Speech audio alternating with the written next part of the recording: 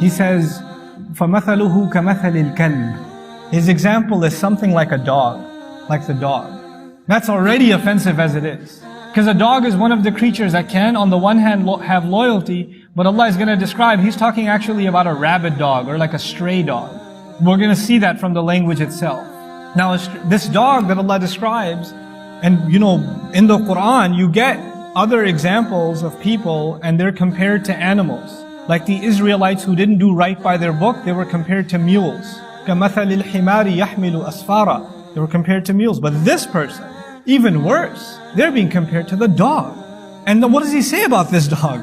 He says, إِن تَحْمِلْ عَلَيْهِ يَلْهَثْ. If you were to put something on this dog, if you were to burden this dog with something, tie this dog to a load and he has to drag the load, the dog is made to do work of some kind, carry something, يَلْهَث. He's going to start panting, imtidadul lisan, ma'a shiddat al-tanaffus, they say. Yalhath means breathing heavy and sticking your tongue out, literally panting. That's what the dog does. When an animal sticks its tongue out and it's panting heavy, it actually means that it's exhausted. So Allah says, very specific language. He says if you put a load on it, it's going to start panting. وَإِن تَتْرُكْهُ. And if you were to leave it alone, يَلْهَث. It'll start panting, it'll keep panting anyway. It'll stick its tongue out and drool anyway. What in the world does that mean? What does that have to do with you and me and a person who had guidance? That Allah gives this strange image of a dog that is being made to do a lot of work and it's panting, or if it's left alone, it's still panting. The idea of lahath, of panting, is actually a kind of disturbance.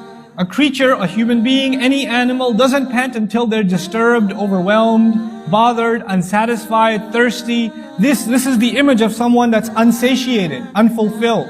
And so our ulama commented exhaustively on this. The use of the word hamal, to load onto it, to put a responsibility on it, is used in the Quran for revelation.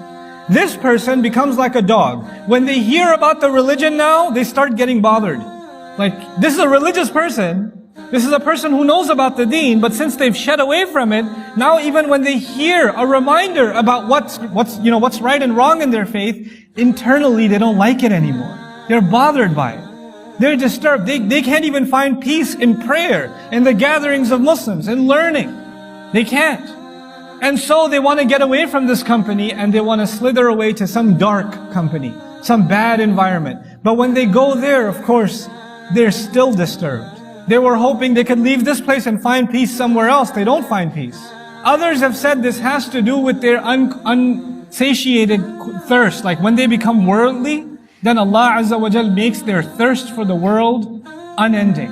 Shaitan got behind them, they allowed shaitan to get behind them, and now basically shaitan makes them want to consume and consume and consume, even if there's no more to consume. What in the world does that mean? It actually means a person who's, for example, they get obsessed with money. They get obsessed with desire, with lust. They get obsessed with food. They get obsessed with stuff. They're thinking about food when they're hungry. They're thinking about food when they're not hungry. That's all they can think about. They're throwing up from lunch and they're worried about where am I going to have dinner. They get obsessed with stuff. They're buried under debt and they're thinking about what can I buy from my credit card now?